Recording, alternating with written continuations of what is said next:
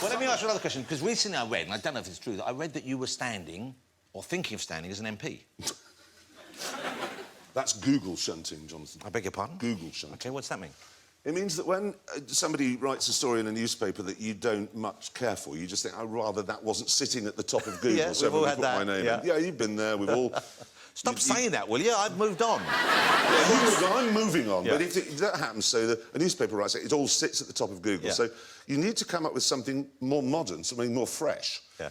And so I will then go on Twitter and say, I'm thinking of standing as an MP against Ed Miliband. All the newspapers run around, print stories, and suddenly the story you don't want sitting there is Google is shunted way down onto page 43, and then your story that you don't mind having there is it's absolutely rubbish. Of course I'm not going to stand it. But you see, I bet you when Nigel Farage read that, he thought, I've got some serious competition.